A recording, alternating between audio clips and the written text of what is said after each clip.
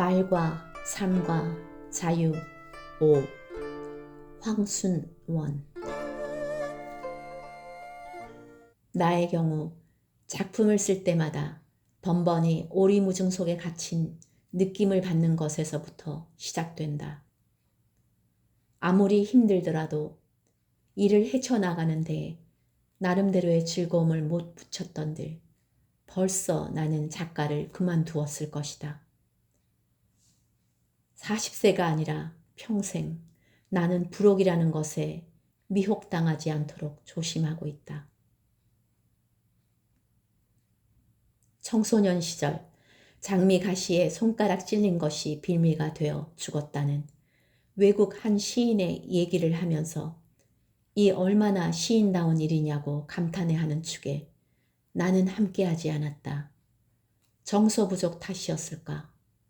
글쎄, 그 시인의 작품은 별로 읽은 것 같지 않으면서 그 시인에 대한 신화에만 의미를 두는 축에 나는 끼어들 수가 없었던 것이다.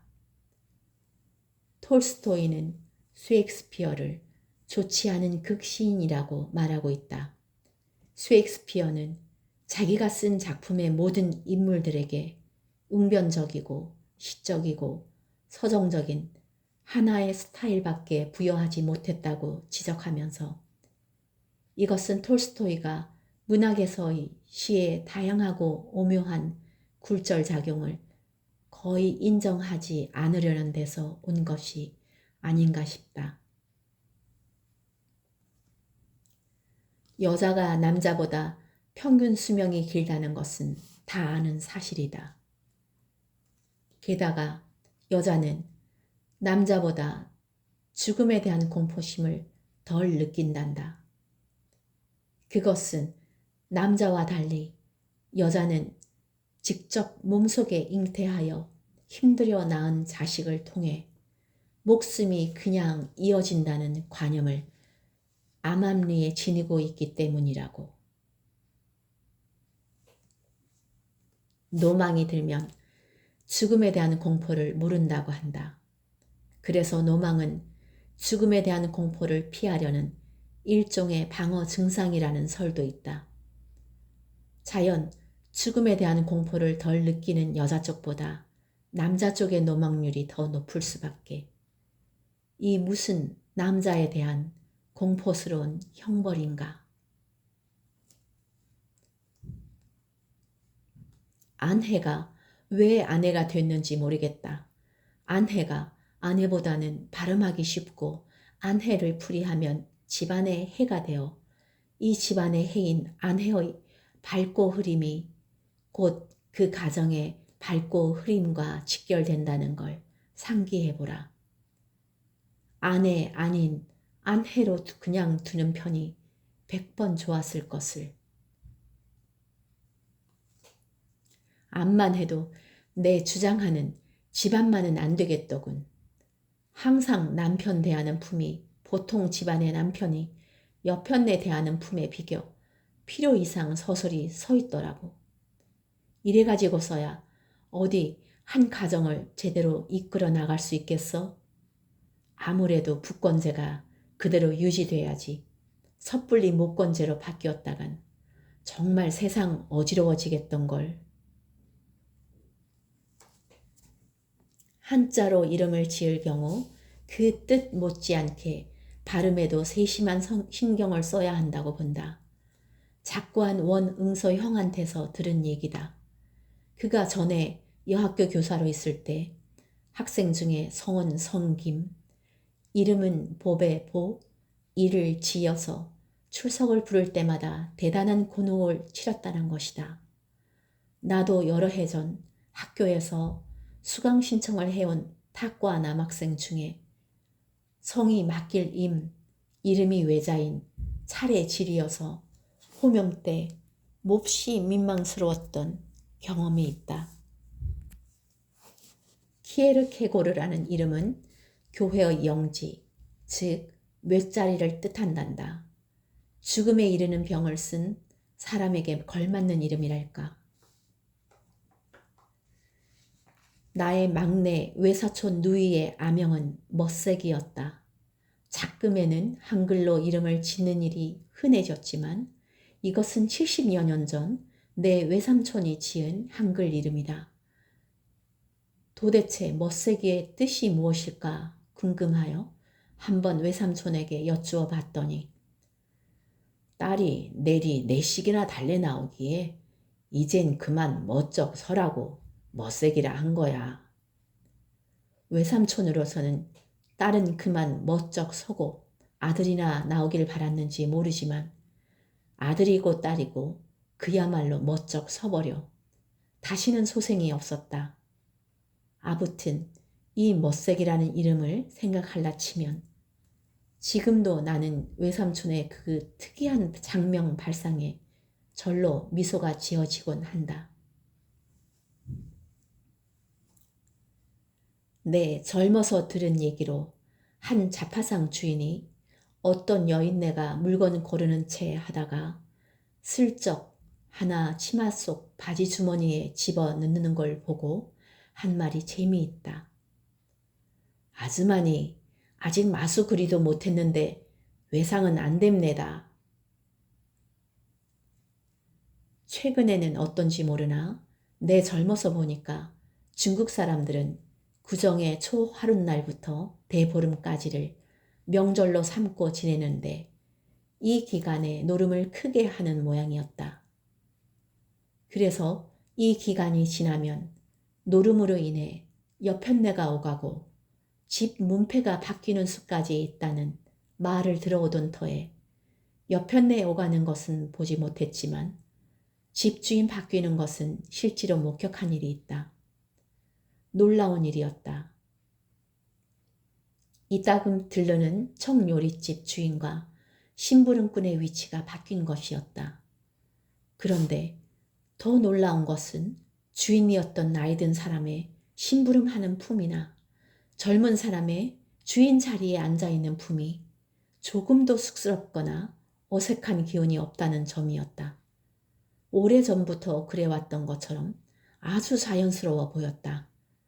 중국 사람들의 담력이랄까 배짱 같은 것을 한눈에 보는 듯 했다. 노름판에서 꾼돈 갚는 사람을 바보, 병신으로 치부하는 우리나라 사람들과는 엄청난 차이이다. 아니, 아예 비교하지 않는 것이 예의이리라. 파스칼에 의해 인용된 이탈리아의 격언, 전 세계는 우리들의 가정처럼 만들어져 있다. 이는 전 세계는 우리들을 사는 것처럼 돌아가고 있다는 말과 통한다. 그러니 우리들 가정에 안락과 곤경이 있듯이 전 세계도 평화와 분쟁이 있게 마련이 아니겠는가. 몽테스큐에는 이 세상에서 가장 전제주의를 경멸하고 정오했다. 짐은 곧 국가이다 라고 자칭한 루이 14세의 전제주의 통치를 그가 혐오한 것은 당연하다. 그리고 그는 당시의 카톨릭교도 함께 혐오했다. 그것은 당시의 카톨릭교가 루이 14세의 통치 후반에 있어 밀접한 동맹자였고 그 왕자를 받은 받침대 구실을 했기 때문이다. 몽테스큐에는 전제주의에 제동을 걸 수 있는 모든 방도를 강구해 보았다. 그 끝에 맞닥뜨린 것이 기독교였다. 자유를 본바탕으로 한 종교의 참 정신과의 만남이었다. 이를 그가 기왕 종교에 대해 갖고 있었던 관념의 모순으로 보아야 하는가, 아니면 발전으로 보아야 하는가. 뜻있는 사람들의 해석은 후자로 보고 있다. 나라가 가난하고 약소하더라도 자유한 편이, 강하고 번영하지만 부자유한 편보다 낫다고 생각한다. 아시아와 유럽의 반을 지배하는 웅대한 전제 국가의 시민이 되기보다는 알프스 산중의 조그만 공동사회의 시민인 편이 낫다. 영국 빅토리아 여왕 때의 역사가이며 자유주의자인 액튼이 한 말이다. 지금과 달리 해질 날이 없을 만큼 광대한 영토를 지녔던 대영 제국의 최성기를 산 사람의 말이라는 걸 상기하면 그냥 지나쳐지지가 않는다. 작가는 줄타기이다. 먼저 관객도 없는 곳에서 혼자 어두운 10년 위를 맨 위험한 줄을 타야 하는. 전제주의는 문학의 창조성보다 이용 가치를 우선하고, 자본주의는 문학의 창조성보다 대량 보급을 우선한다. 이 둘 다를 넘어서서 우선 문학은 문학이어야 한다는 극히 원초적인 자세를 문학인은 묵묵히 지킬 일이다. 작가는 이부 세계와 함께 자기 자신을 항상 불가해한 객체로서 새로이 들여다보는 훈련을 잊지 말아야 한다. 도중 포기는 결단에서 오기보다는 참을성이 부족하거나 게으름에서 오기 쉽다는 걸 끊임없이 나 자신에게 타이르고 있다. 스포츠의 결과는 당장 기록으로 남지만 문학의 성과는 불확정한 하나의 가능으로 남는다. 작가의 한계점이란 다름 아닌 그가 처해 있는 사회로부터 돌이킬 수 없이 길들여진 상태를 말한다. 근자에 권양 성고문 사건과 박군 고문 치사 사건이 있었다. 겉으로 드러난 걸로는 수사관 하나가 권양의 젖가슴을 두드리고 수사관 둘이 박군에게 물고문을 하다가 욕조턱에 목이 눌려 질식사된 것으로 되어 있다.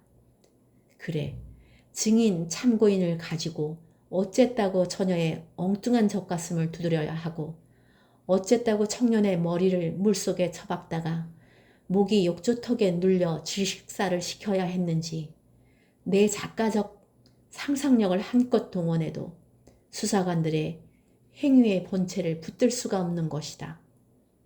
그들의 비인간적인 가혹 행위에는 남에게 고통을 줌으로써 자신은 쾌감을 얻는 이른바 사디즘을 곁들이고 있다는 추리는 가능하지만 도대체 그런 행위를 거침없이 척척 해댈 수 있는 심보의 근원은 무엇일까? 그리고 권양과 박군, 이 젊은이들이 겪어야 했던 치욕과 고통과 공포와 분노와 절망이 진실로 어떠했을지를 내 역량으로서는 도저히 그려낼 수 없는 것이다. 이게 단지 나의 작가적 미흡함 탓이라면야. 정의의 신을 고대에서는 소경이 검과 천평칭을 들고 있는 것으로 나타내고 있다. 여기서 소경은 공평무사한 입장에 선다는 걸 상징하고, 검은 엄정을 기한다는 걸 상징하고, 천평칭은 공정하게 계량한다는 걸 상징한다고 본다.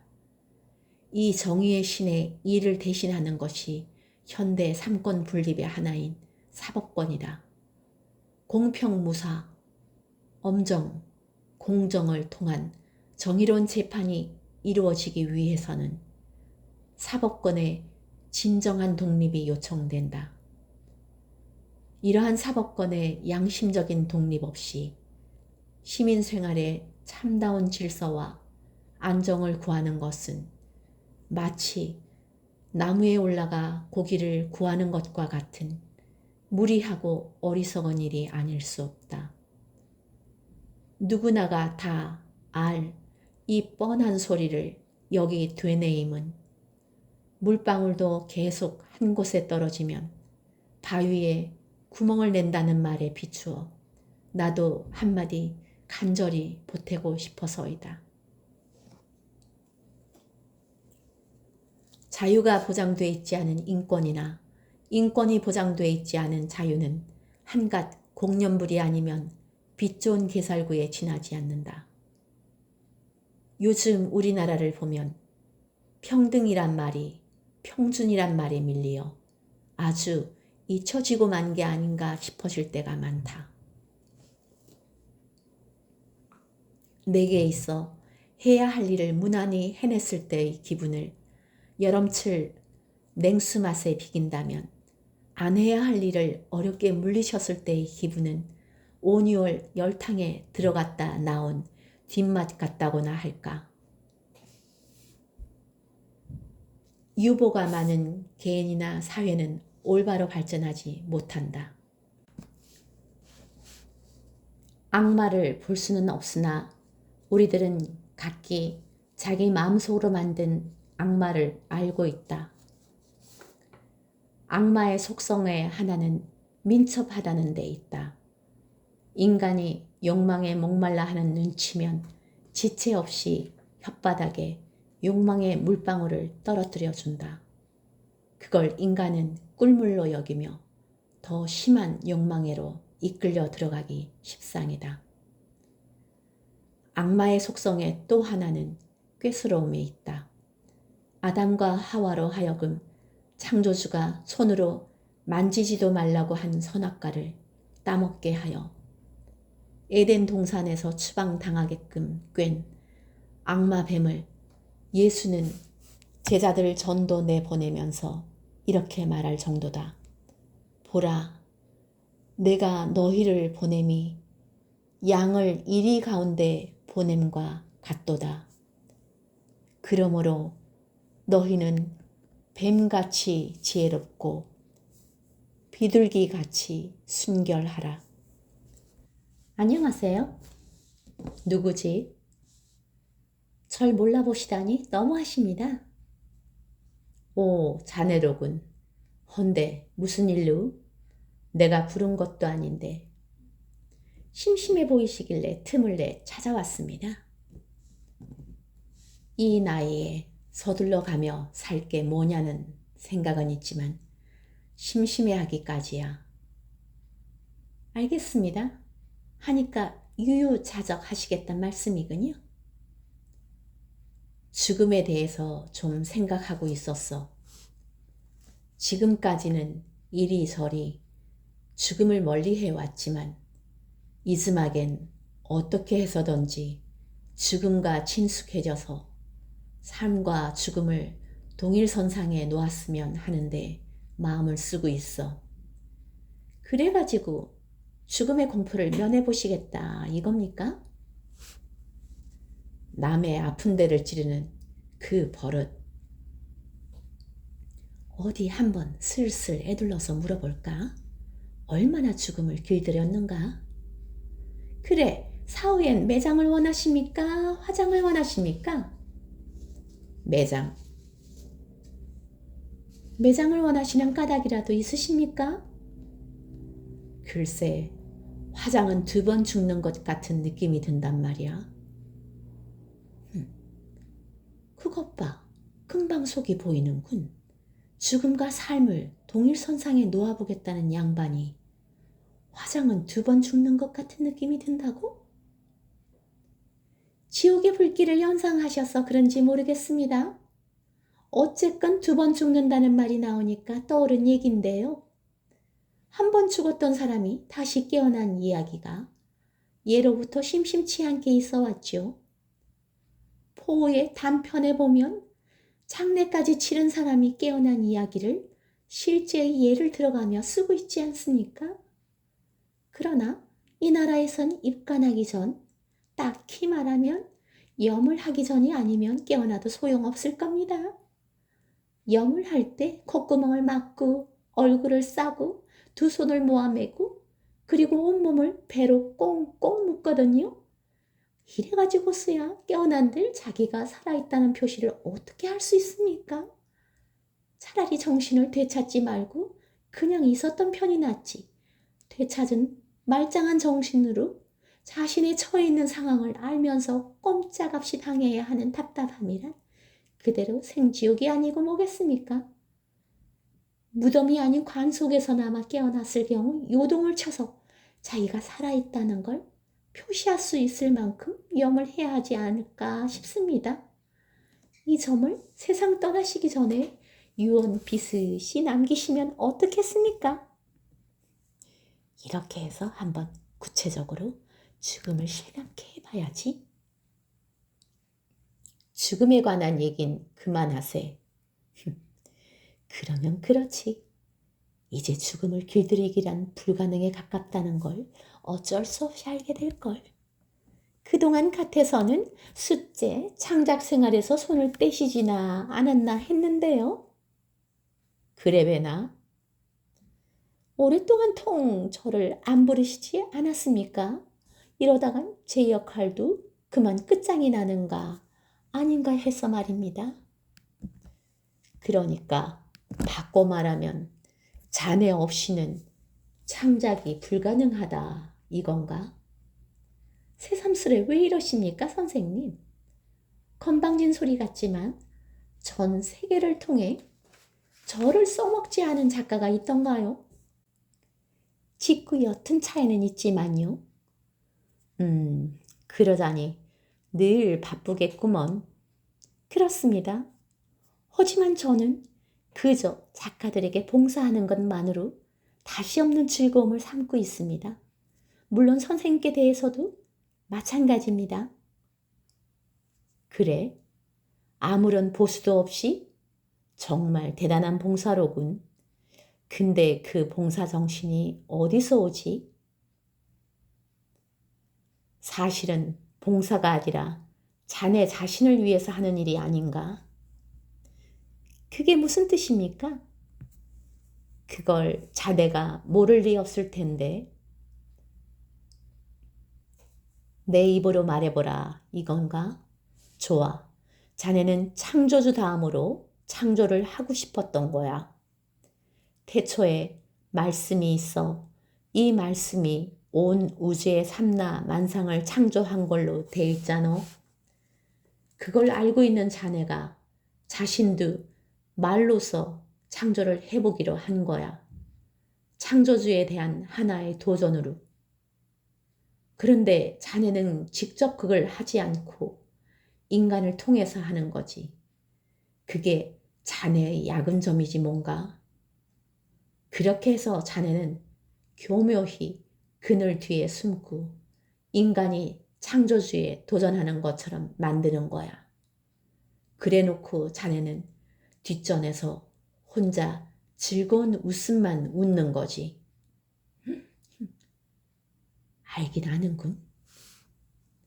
따라서 앞으로는 작품을 쓰시더라도 제 봉사를 필요로 하지 않으신다는 거군요. 좋습니다. 그러셔야죠. 그럼 이만 실례하겠습니다. 안녕히 계세요. 암만 해도 작가를 포기하지는 않을 거고 그러면 언제고 나를 또 부르지 않고는 못 베길걸.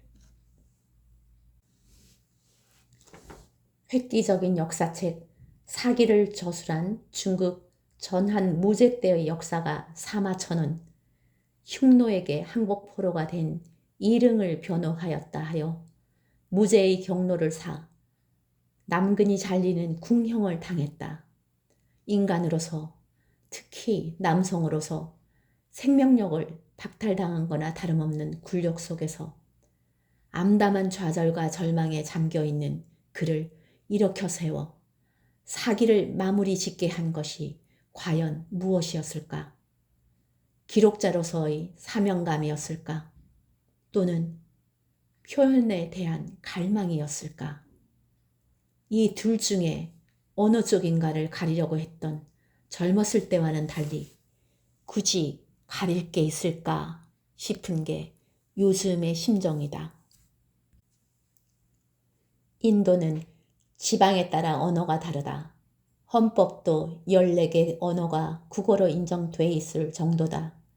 이처럼 인도의 국어가 여러 갈래로 나뉘어 있는 데에는 인종이 복잡해서 현재 사용어가 약 250종이나 되는 등 여러 가지 이유가 있겠지만 90년간이나 영국의 식민지로 있었기 때문에 좀 더 국어의 수를 줄일 수 있는 주권 행사를 펴보지 못한 것이 큰 원인의 하나가 아닌가 싶다.